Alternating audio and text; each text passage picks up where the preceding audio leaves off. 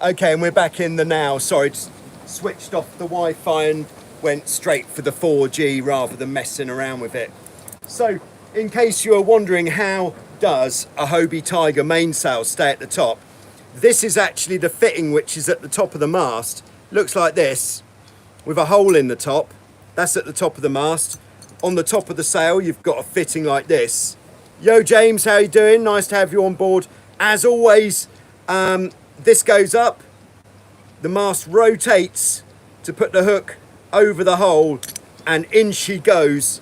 And that is how the sail stays up on a Hobie Tiger, FX1, Hobie Fox, Hobie 20. I'm not sure about the Hobie 20 Miracle in the States, but the Hobie 20 Formula in Europe certainly used this system.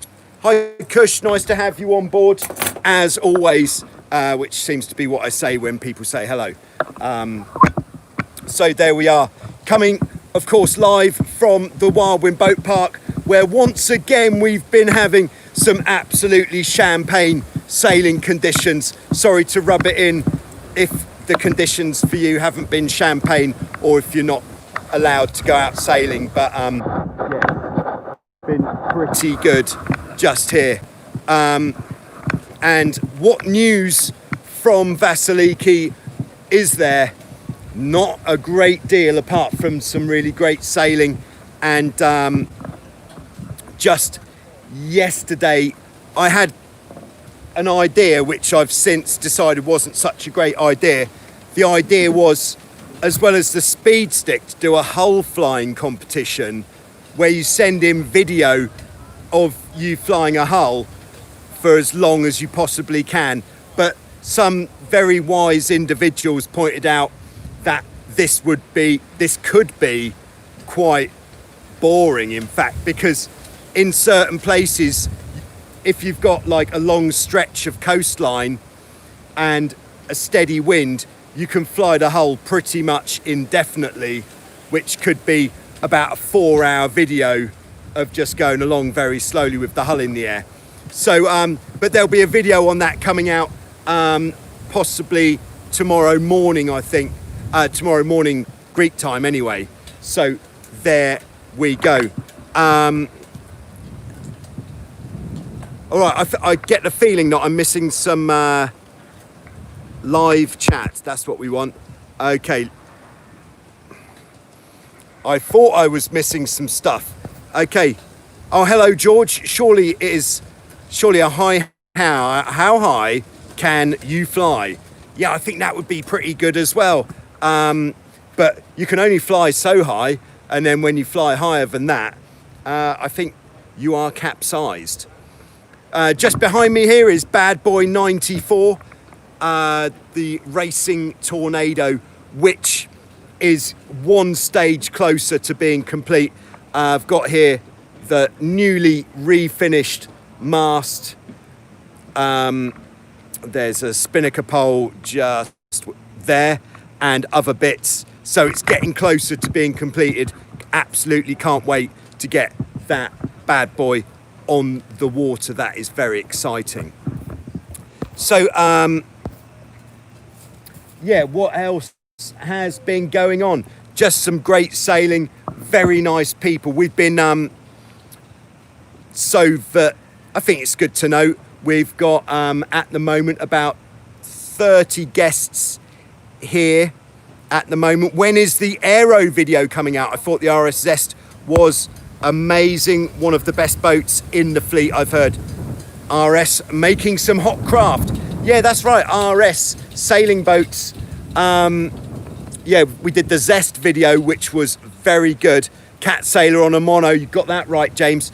Yeah, so we did that one.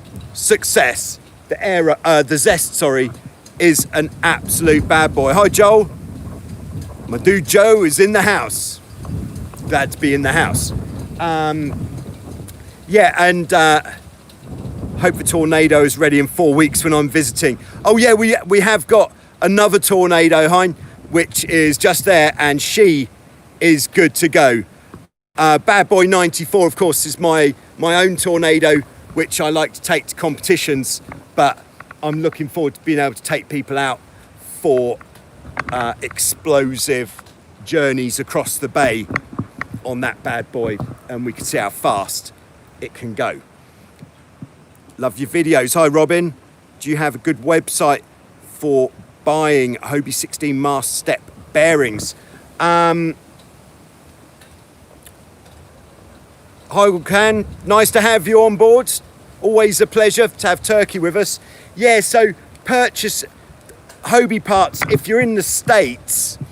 There's a lot of kind of independent dealers in the US who seem to have a really good stock of very good stuff for your boat.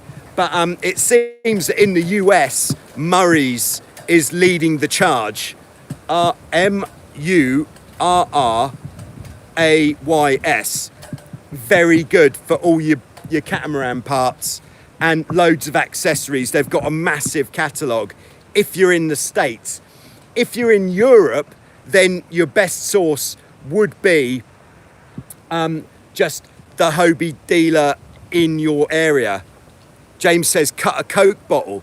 Yeah, I did one actually this week. I used an old acetone bottle to make some bearings, but you really want to get something fairly thick in there. Like, I think, what would it be? Like, I think some detergent bottles are got a thicker plastic wall, which will last longer. But if you are using something that isn't the Hobie mast pivot bearing, is worth, I think a lot of you with the 16s are putting the mast up pretty much every time you go out. So then you could just chuck one in for that sail. And milk bottles. There we are. James is there with all of the solutions here.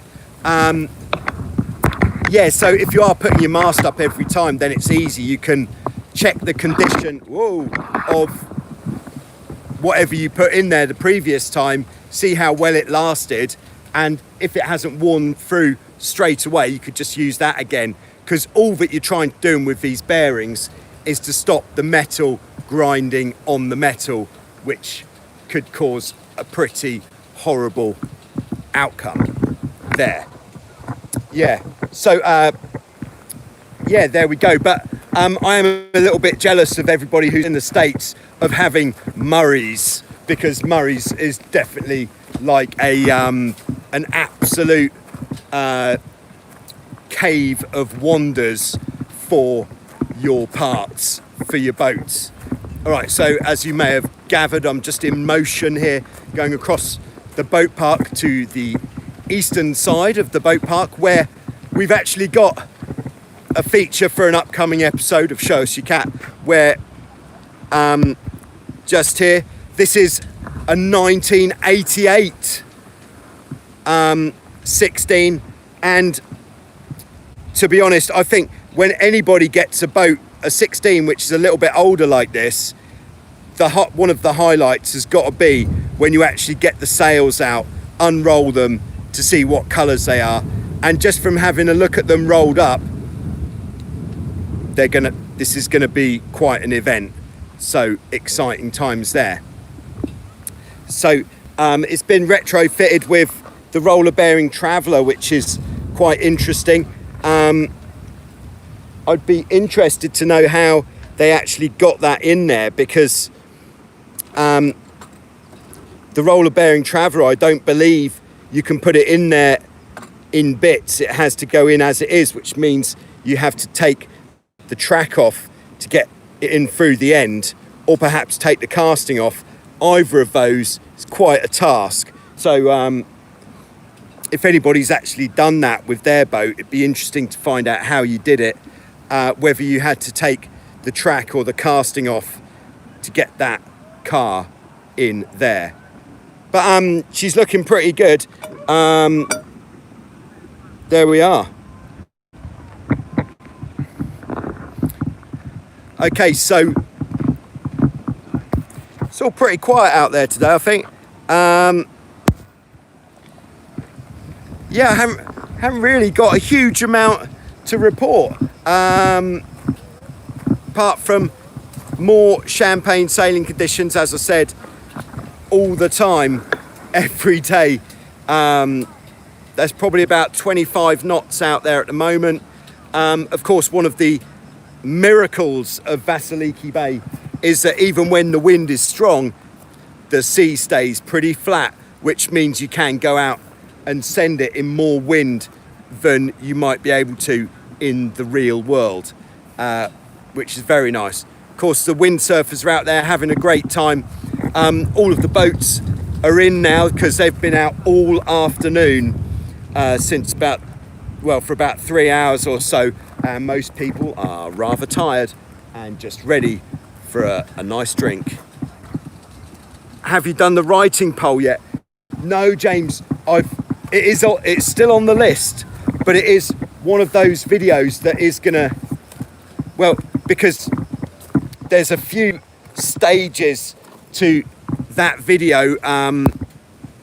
Stage 1 is going to be working out how to make the device in the first place. How the part that is going to be difficult is how the pole is mounted to the front beam and how we make it pivot, what fitting we can use for that. Like a universal joint from a windsurfer would be the most obvious, but then how do we actually get that screwed into the front beam? Because I'm not really too keen to be drilling holes in a front beam to do this, so my thinking is we'll do it with a bit of string somehow, but it's going to take, it's a good half a day's worth of video to make there. So it is on the list, it's coming, but it's going to be a little while. Okay, I think we've actually had another question from Tom. Hi Tom, is it possible to fit a second trapeze to a single trapeze boat such as a Dart 18 or a Hobie 14? Is it that the rigging is not strong enough? It's not the rigging I'd be worried about, it is the mast itself. But having said that, the Dart 18, when I used to sail a Dart 18, occasionally I would throw the trapeze from the leeward side round to the windward side so that we could double trapeze. A lot of fun, of course, but then I was really in fear that I was going to put a crease in the mast, because the mast is designed for a single trapeze, you think, but then it's a strong mast. I'm sure it's the same section that they used on the Dart 20, which was a double trapeze boat. So I don't want to say definitely yes, it's fine, but I don't see why not. But if having said, I don't see why not. You then damage your mast by putting too much weight out on the trapeze. I don't want it to be my fault, please, if that's all right. If perhaps you're going out sailing with somebody light, so maybe you're putting maximum 140 kilos on the trapeze, then I'm sure that is going to be absolutely fine. But if you've got two big sturdy gentlemen and you're putting 200 kilos out on the trapeze, I wouldn't do that, because I think that's asking for trouble. With the Hobie 14, my immediate thought is no, I think that would be a mistake. But then, in fact, the Hobie 14 has got the same mast section as the Hobie Dragoon, which has got a double trapeze on it. But would I suggest putting two realistic sized people out on the trapeze on the Dragoon? Probably not, because it is quite a thin mast section. So again, I'd go with that 140, maybe 150 at a push weight limit if you are going to double trapeze a boat which isn't meant to have a double trapeze. How the Zero shoes been holding up? Very, very nicely indeed. You know, this is no word of an exaggeration, but I am loving these bad boys even more every day. It's like fantastic in the first place, and then over time, like any shoe will do, they kind of become kind of accustomed to how your feet are and that, and yeah, very pleased with them indeed. Did go out sailing this afternoon, didn't feel the need to change into the proper sailing shoes because the Zeros were doing the business. All right, but thanks for asking. Is there a cost-effective way to get a Hobie 16 trampoline? Yeah, I know if you buy a trampoline direct from Hobie, it is pretty expensive. I don't know how much they are these days, but I would guess that a new one from Hobie, whether it's in the States or in Europe, you're going to be looking at 500 units of currency, whatever currency it is that you're using, which is a bit juicy. If you get a sailmaker to make one, I'm sure that you could get one for a better price.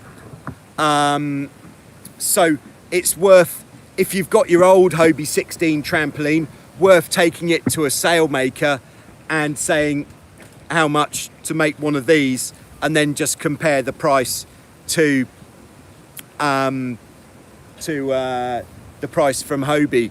Have a look on the website and see what the price is. Have a look at Murray's if you're in the States. Murray's have got it all. If you're in Europe, one of the many Hobie Cat dealers, maybe they've got something second-hand or used. That would be a very good way of getting a new trampoline, or new to you trampoline, on your boat. If you are in Europe, you could also try OS3, who have made our new 16 trampolines, which I know that you're absolutely dying to have a look at. So let's go and have a look at one of those. Yeah, so if anybody is interested in fact, what I'll do is I'll get Thanos, who's the main man at OS3, to give us some sort of price list for the sails and trampolines that he's making. But this is the OS3 trampoline, and as you can see, it's an absolute bad boy. Woo!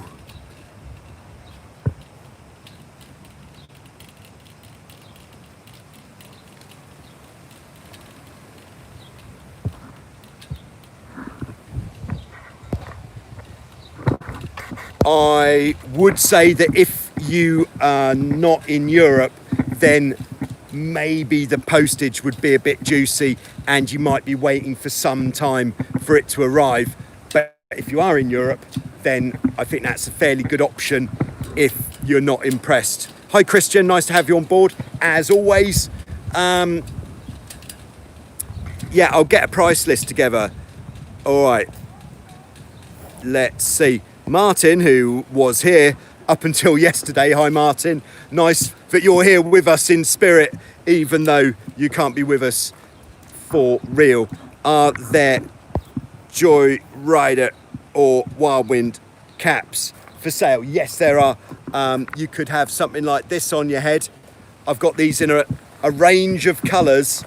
This is the sort of trucker style with the kind of mesh. Can we even see that? What if we don't point the camera straight into the sun? Yeah, with the mesh at the back. Got these in a range of colours. Check out the totaljoyrider.com website and look at, I believe it's under the heading Other Stuff, and then there'll be a page called Hats. I think it's called Hats. All of those are actually here in Vasiliki, so I'd be sending them out from here. So if you don't happen to be in Vasiliki, the delivery time can be a little bit juicy, but these days I can actually, now that we've got real people here, what I can do for anything in the local store, I can talk nicely to someone who's here on holiday, and when they go back to Germany or Holland or Belgium or anywhere else where they've come from in Europe, I can get them to take said item with them and put it in the post in the country that you're in. I think you know what I'm trying to say there. There's the green on green Joyrider beaters as well. Very nice, very popular choice here at this time. So there we go. Thanks for the question, Martin. Anything that could sell a few hats is always welcome. I haven't really sold any, I don't think. Okay. Oh, good name there. Catamaran says, I just picked up a Hobie 14 for free. Don't quite understand its main sheet block system. Yeah, perhaps it's one of the older ones where, if it's free, I'm sure it was must be one of the older ones where the blocks have 2 attachment points on the boom. To be honest, if I was faced with one of those, I'd kind of be making it up a bit myself. But what you can do is you can send me some pictures and I'll see what I can come up with on that. Okay. And we're back with Robin. In your travels, have you noticed a difference in popularity of small cat sailing in different countries? Yeah, it's not so much my travels, it's other people's travels here, but where I've mostly been, of course, coming across people from Europe, where catamaran sailing is alive and well across most of Europe. I think in France, definitely catamaran sailing is huge in France. In Holland, in the Netherlands, catamaran sailing is very popular.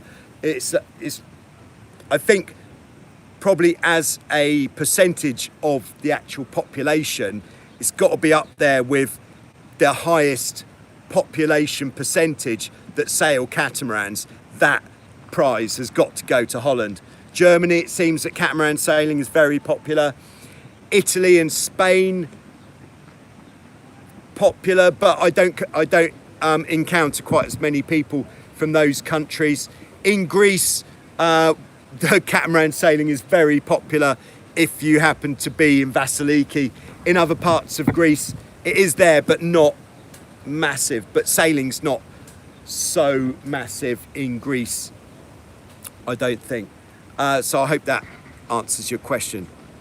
Hey, Ollie Smith. Yeah, we know that guy.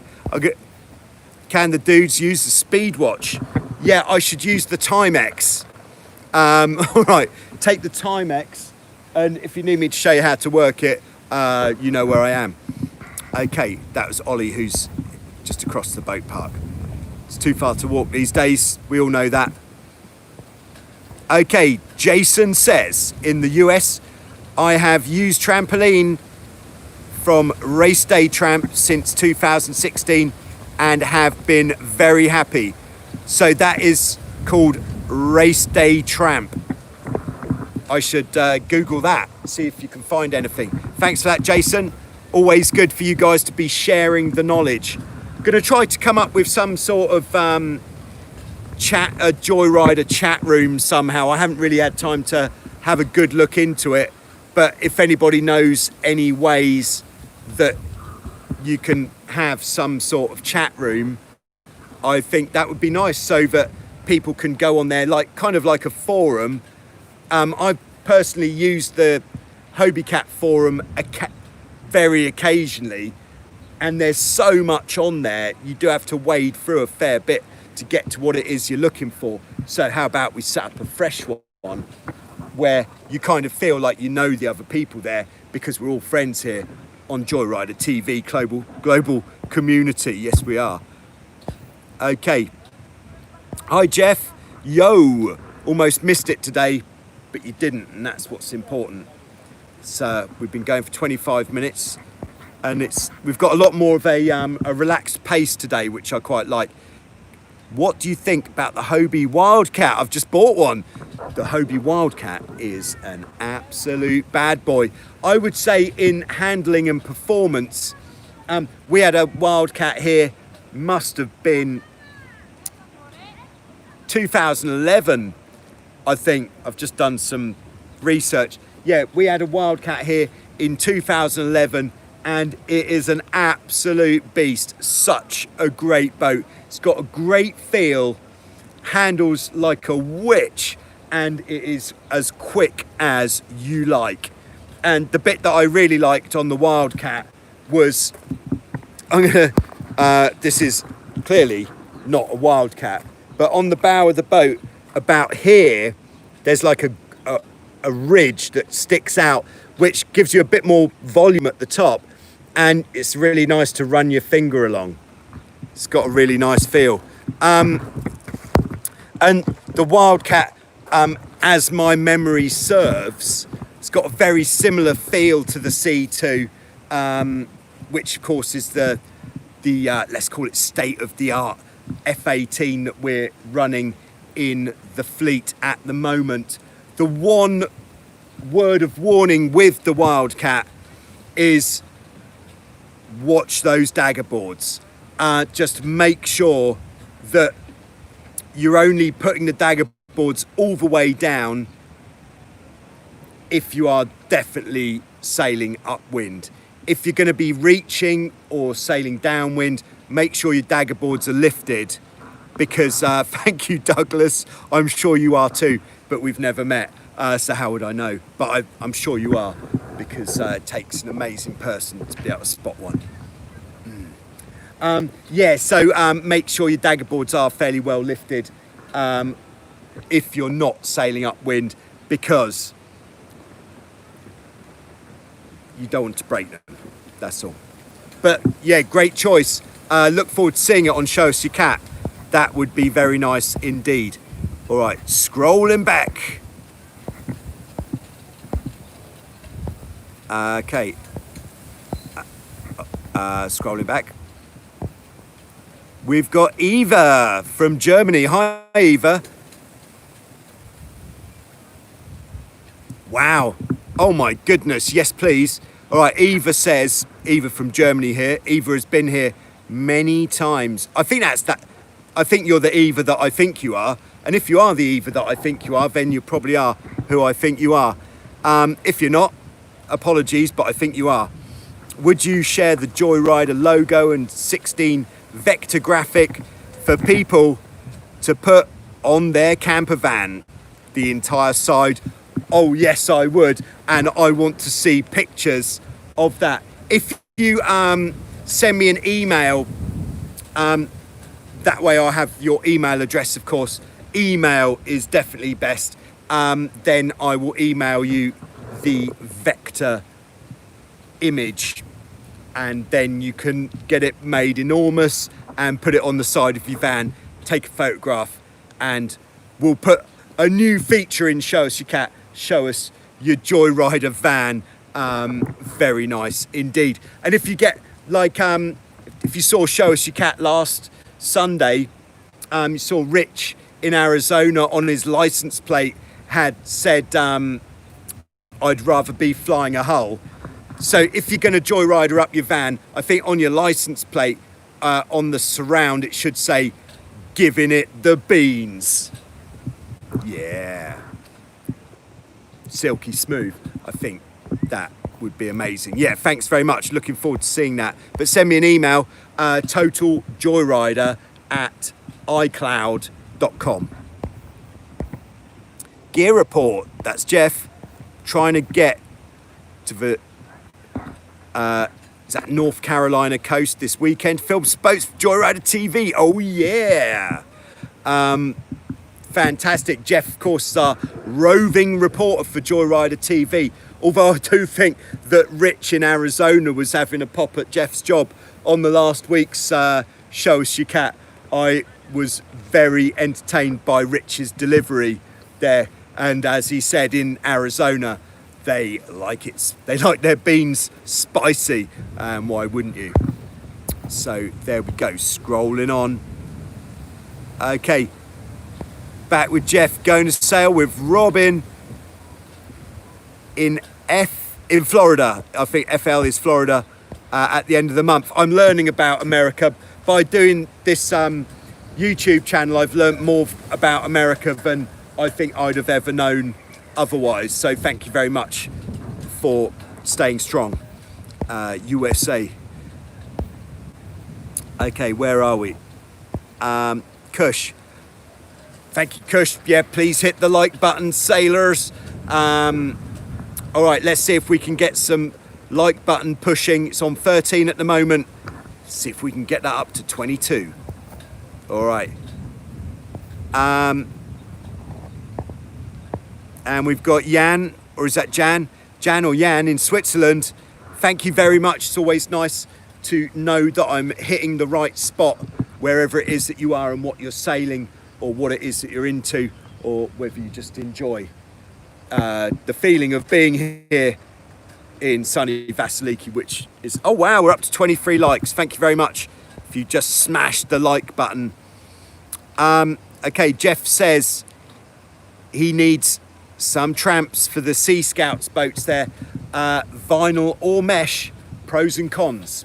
I think the big reason why, correct me if I'm wrong, the big reason why people like the mesh trampolines are firstly that they allow the water to pass through. So if you've got, it's not quite so relevant for a 16, but for other boats with a flat trampoline, like here's a Tornado, for example. If you've got a PVC trampoline, then you could collect a bit of a puddle on there, which wouldn't be very nice, whereas the mesh trampoline allows the water to pass through.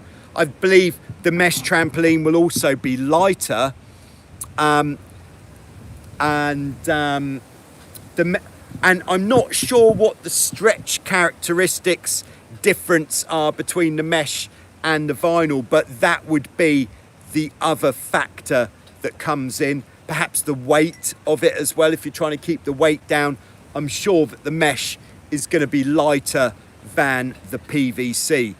I think also if you're in a hot place, the PVC could get pretty hot. So if ladies, if you're going out sailing in your bikini with a PVC trampoline, could be quite hot. Watch out for getting burnt. Could be an issue. Just get some water on it and I'm sure it'll be fine. But I also think that the PVC trampolines probably less expensive and maybe there's more second-hand ones about. That is all that I can say on that as a as a point. All right, scrolling back. All right, Robin says maybe we can set up a closed Joyrider group for sharing ideas on Facebook. Yeah, we could certainly do that. Yeah, I'll look into that. That's a great suggestion. I think most people are on Facebook these days, and I think that's a great suggestion. I'll do that, and we'll set up some sort of chat room kind of style group on Facebook where everybody can talk to each other, and there we are. Yep. Now, Pesty Pasta, that Pesta is that Andrew? I think that's Andrew. Oh, be careful, Joe. Manager group is a big time suck. Maybe I can appoint somebody to be an administrator of that group. Perhaps. I'll have a look at it anyway. I'll see what we can do. A legend. Love from the British Virgin Islands. Lovely. In the Caribbean. It would be cool if you could come down here someday. So I actually saw a video of sailing a Hobie 16 from one island to the other. Oh my goodness, A legend. I would absolutely love to do that. Let's make that happen at some point. There used to be a who was it who used to do it? I think it might have been a chap called Heinz Stickle, who's got the place in Lake Garda, and he runs a thing called Stickle Sport Camps. He used to do Hobie 6, I'm pretty sure it was him, used to do Hobie 16 kind of raids where they were doing island hopping around the Virgin Islands with Hobie 16s, but I think that was about 15, maybe 20 years ago that he was doing that. But I would absolutely love to. That sounds like a great idea. Yes, just yes and yes. At some point, the opportunity will come up. Here's Jason. Have the original 1985 rudder. Any advice to reduce rudder hum? My guess is a tuning issue. Rudder hum usually comes from the trailing edge of your rudder blade. Right, let's look at a rudder blade quickly. All right, here is a rudder blade and here is its trailing edge. On the Tornado, the rudder blade has got a very thin trailing edge indeed. And if this trailing edge comes to a sharp point, if it's really sharp, then that sharp bit can vibrate like that, which causes the hum. We might have done something quite similar last week, I think. So to reduce the rudder hum, what you want to do is take a bit of sandpaper and just square off that corner.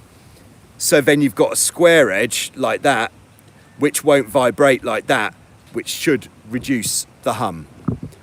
That is what I believe. And it's important to believe in things. All right. Let's scroll back, see where we're up to. Okay. Scrolling back. All right, Catamaran, the free Hobie 14 he picked up yesterday is pretty dirty. What do you recommend for cleaning the hulls? Well, I did do a video on this in the winter just gone on using this stuff which has got, it's the acid beginning with M. It's like a bathroom cleaner that I use. Oh, thank you, Jason. Give it the beans. You give it the beans as well. Is it mercuric acid? I'm sure there was, when I made the video, yeah, check it out. It's using, it's called something like, I've called it something like muriatic. Yeah, that's the one. Something like that acid, which is like inside a bathroom cleaner that's used for tiles and baths and things to get those stains off. Using that, and then I use whatever it's called at the moment, this sort of cream cleaner, which was originally called Jif, and then I think it became Sif, and then it became Handy Andy in some places. I use that to get off any black marks.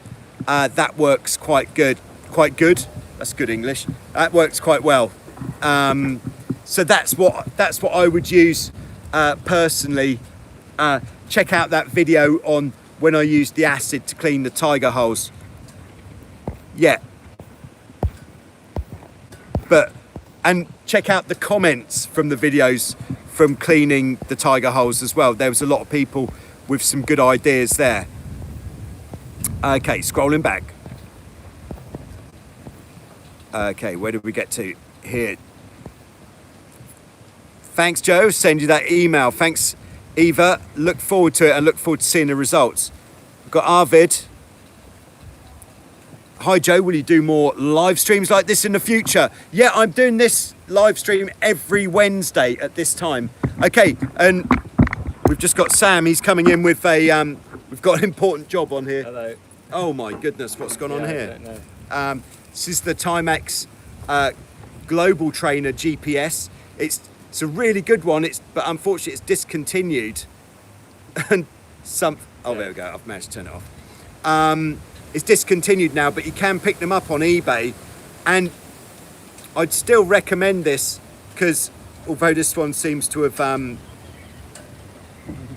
oh, what on earth? No, it's got a full battery.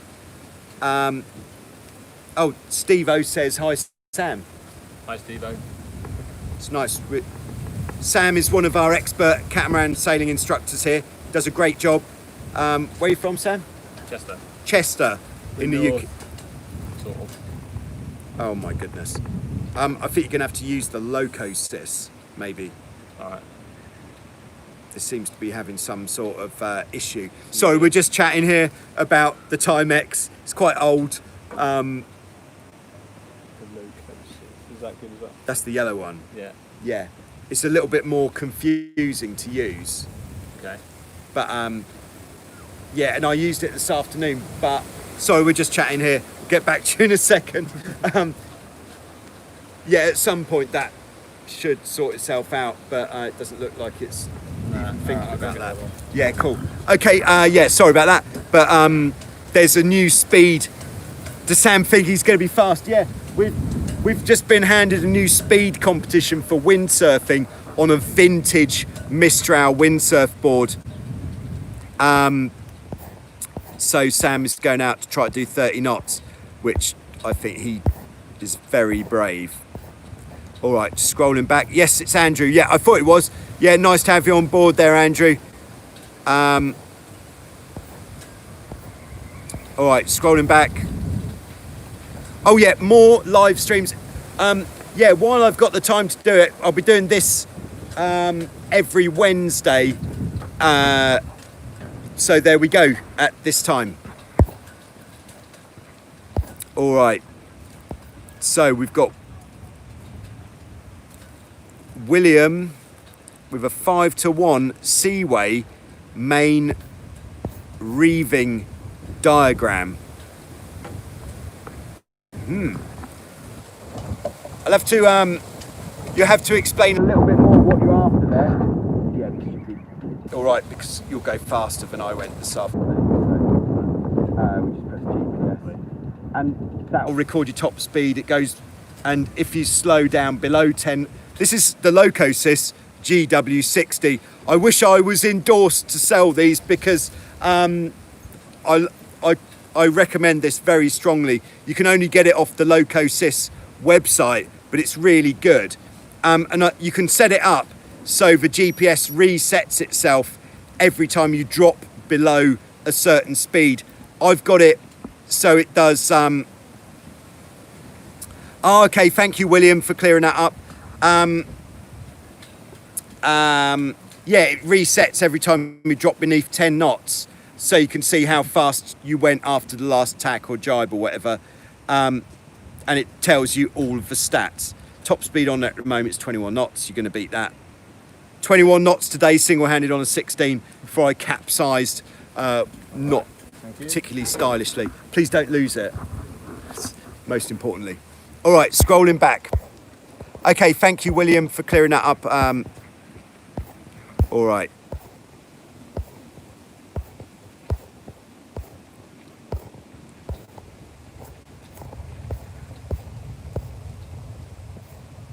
Okay, hello, Relentless. Nice to have you on board. Hi, Matthew. Nice to have you on board. Relentless asked, do you play video games? Well, funny you should ask, as people might have been involved with Virtual Regatta, which is a sailing-based video game. I did during lockdown a reasonable amount of that and quite enjoyed it. And I happen to have my very own 7-year-old son who absolutely loves the PlayStation, and so I've been rekindling those PlayStation dreams, working the thumbs a bit. Very important, but not too much. Time is, of course, you don't get time back. That's Steve-O late to the party. No, it doesn't matter. Andrew would join the Facebook group. Okay. Lorenzo asks, what about the actual sailing conditions in Ionic, Greece? I've booked for a bareboat. Oh, hold on. He's gone away from Lefkos for a week. My friends, next year I'm going to come to Wildwind for sure. Yeah, I think the conditions around this area are pretty similar, where in the mornings there's generally a very, very light wind, which would only appear at about 10:30, 11 o'clock. And then in the afternoons, all around this area, the wind is generally coming up, fueled by a northwesterly gradient wind. Of course, not everywhere is as strong as it is here, where we're getting 25 knots most days in the afternoon, but it is generally champagne sailing condition, whether you're on a Hobie 16, a laser, or a 39-foot bareboat charter yacht. Very nice conditions. However, the one thing with the yachting that we have seen, it's a good sport actually. You sit in the harbour, maybe having a drink in the afternoon, watching the yachts come in, and some people are better at parking than others. Okay, scrolling back. Okay.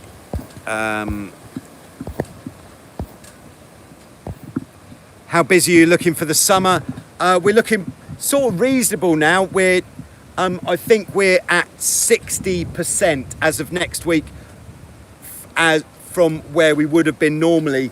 So that is around 50 people each week, 50 to 60 people each week, which is very healthy for us here, business-wise, compared to what it could have been, which could have been 0. So we're very lucky to be able to keep going.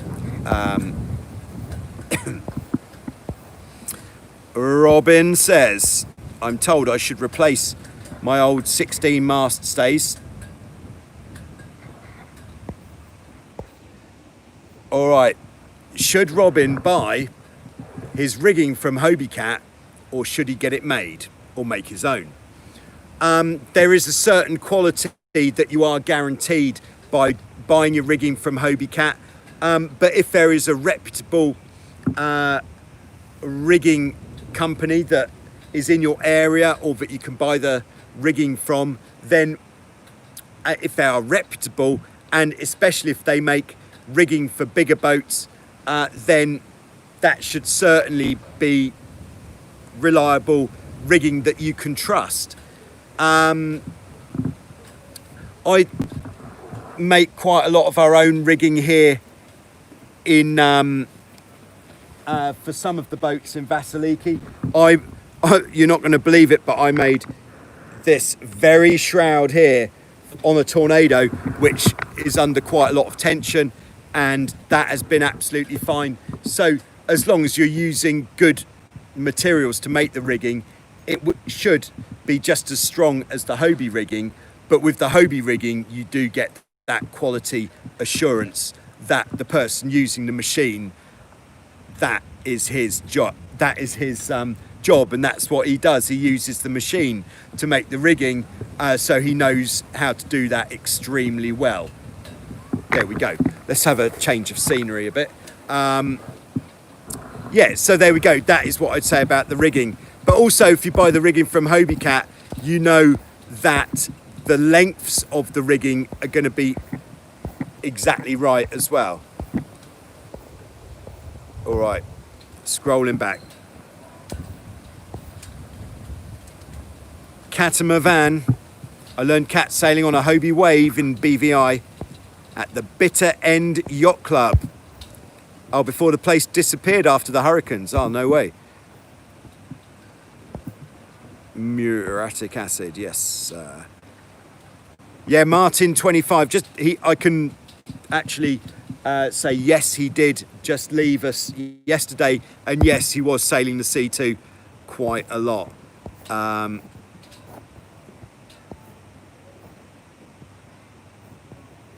All right, just scrolling back.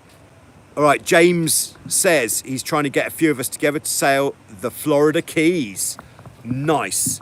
Yeah, if anybody's doing something like that and they want to put together, kind of like what Jeff's been doing, they want to put together a little mini kind of documentary style video of a trip or something, especially if it's of course, it has to be relevant, has to be family friendly, try to keep it upbeat and interesting, not too much waffle. Someone should teach me how to do that. But if you want to put something together, then and you want me to put it out there on the Joyrider TV channel, because at the moment the Joyrider TV channel is reaching quite a lot of people. So if you want your video to be seen by a lot of people, I could put it on the channel and then people can see it. It's good for me because it's more content for me that is different to the stuff that I'm usually putting out. And if you think it will be interesting for people to see, then brilliant, we want to see it. Have a series called Show Us Your Journey, perhaps, or something. That was just off the top of my head. All right, go try to start winding this up shortly. We've almost been going for an hour. Yeah, that would be great though. All right, William has got the old 5-1 on his 79 Hobie 16. Very good. Nice. Do you have any foiling catamarans at Wildwind? Arvid asks. Not at the moment. We were due to get foiling Viper from Goodall Designs this year, but due to COVID and losing half a season because of it, we couldn't afford to get it this year. Hopefully we'll be back on track next year. But we have, like everyone, I'm sure, just suffered a financial, can I say, kick in the nuts? I think that's what everybody has suffered. Okay, scrolling back.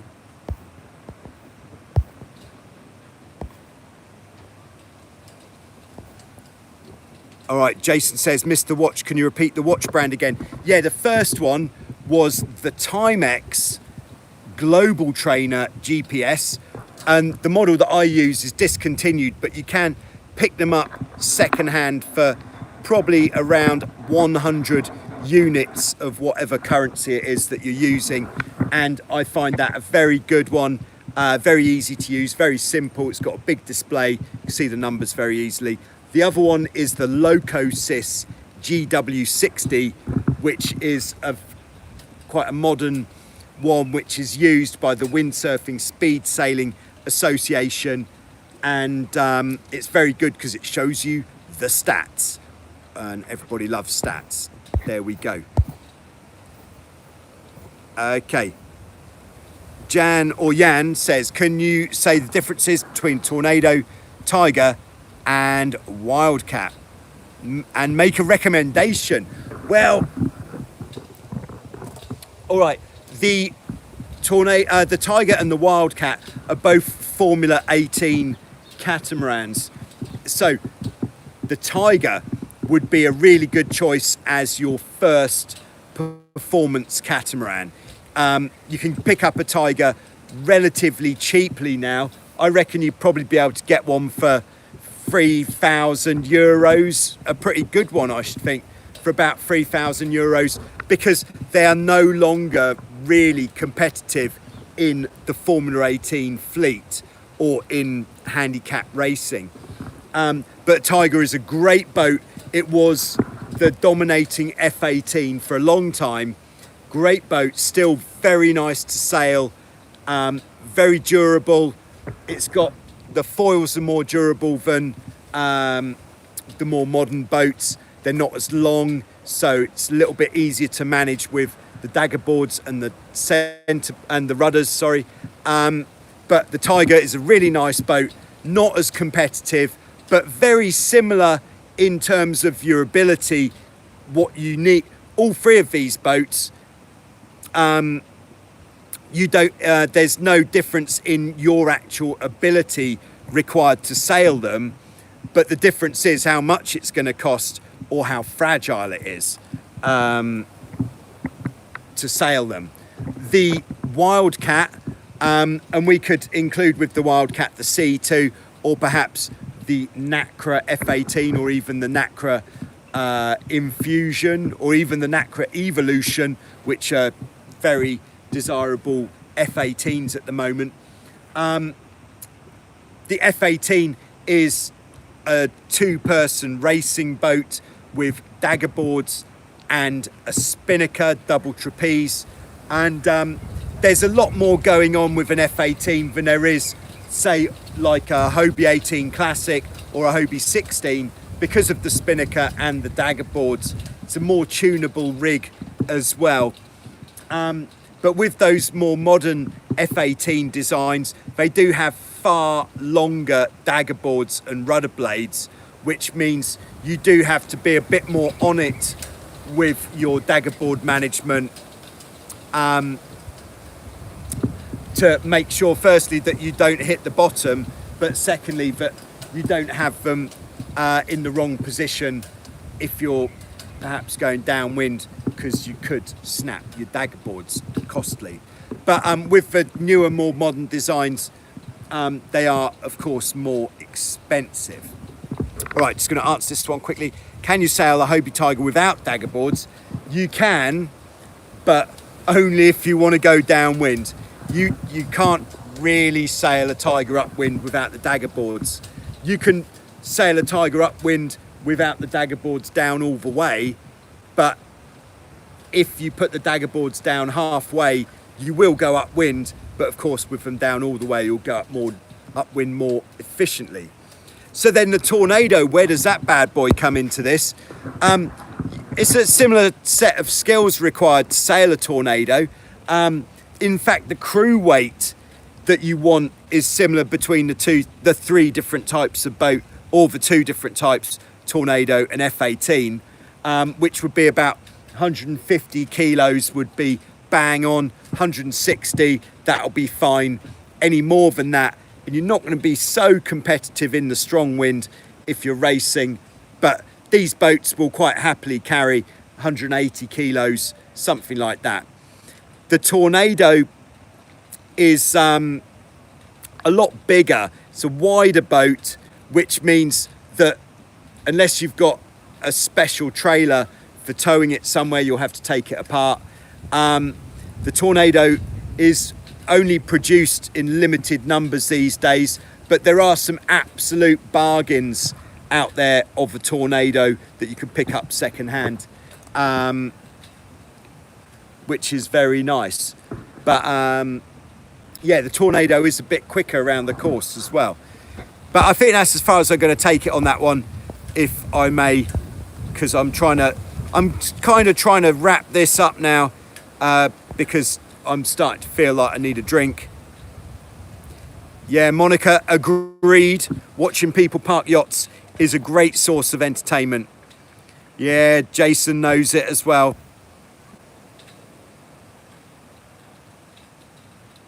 Monica was thinking about jumping from an airplane. Wow, extreme.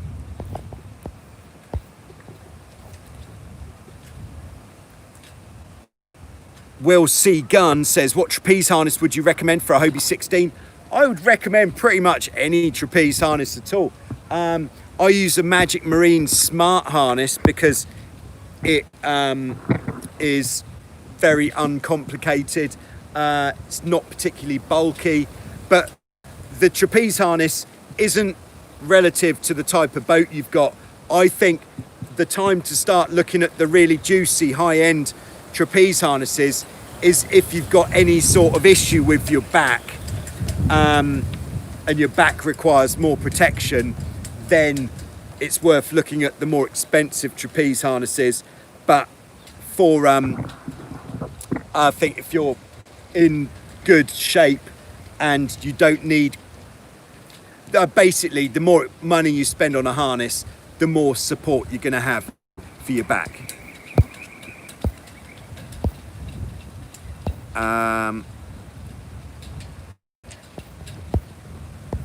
Steve asks, can we see a video of you on the vintage windsurfer, please? Oh, yes, you can. And in fact, we're going to video so we're doing a speed competition with this vintage windsurfer with the GPS to see who go fastest on it. Yeah, it's going to be very exciting. And we're going to document the finals on Joyrider TV. So yes, we'll be seeing that. Okay. Is that Himis Trelos? This is a Greek name. What is it needed to come and try other cats? I do own a Hobie Cat 18. If you want to come down here and try some different cats out, all you need to do is come down here and say, hi, I want to try some cats out. And yeah, we do boat rental here at Wild Wind, which can be by the hour or by the half day, or if you want to come down, join us for a week, you can sail every single type of catamaran that we've got here in a week and try them all. But if you want to get involved, you can send me an email and I'll fill you in on the prices of that kind of caper. There we go. All right. So, is there anything you can do to prevent the hulls from making whistling noises? No, I think the whistling noise might usually come from the rigging, possibly. I don't know if the hulls would cause the whistling noise. I think it would be the rigging. It'll be when the something to do with frequencies, the tension in the wires compared to the amount of wind, perhaps when the wind hits those wires just at the right velocity, then they'll start whistling, perhaps. That is what I believe. Thanks, Steve. I'm going to enjoy that beer, man. Can't wait. Yeah, thanks, Jeff. Have a great week. And thanks again, Jeff, for all the content that you're giving us for Show Us Your Cat. Thanks, Jan. Thanks, James. Nice one. Jason says, first Joyrider live rodeo. We'll be joining again. Yeah, it is like a rodeo. Thanks and have a great week. Thanks to you. Hi, Stephen. And thanks for tuning in. Thanks, Steve-O. And thanks to everybody who joined us this week on this Q&A. I'm going to go and get a beer. In fact, who wants to come with me to the bar? Oh, yeah, so he missed there is right as well, but we mentioned that previously, so I thought that was covered. Yeah, there's humming and there's whistling, I think. All right, we're going for a drink. All right, so should we flip this round? Yeah, so this is actually what the Wild Wind experience is like. Yeah, so we finish sailing, we come across this luxury promenade and we come up to the Wild Wind bar like this, where it's kind of thinned out a bit. Amstel Festivo, oh yeah. And then we come into the bar where we see the lovely Chrissa, you're live, and oh yeah. And this is the sort of action, that's the temperature that we're looking at. That's the sort of action that we're looking at.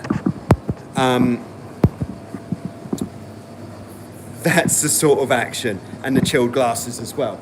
Okay, so thanks again for watching. Thanks for all of your exciting questions, and we'll be back next week with some more. Oh, frozen Snickers for you, Andrew. Yeah, hitting the big numbers there. Yeah, cool. So see you next week with some more Q&A, and check it out tomorrow morning for the another flying the hull video, which is quite nice. Lovely old job. Yeah, thanks for Michigan. Thanks to Michigan for tuning in. All right, I'm going to wipe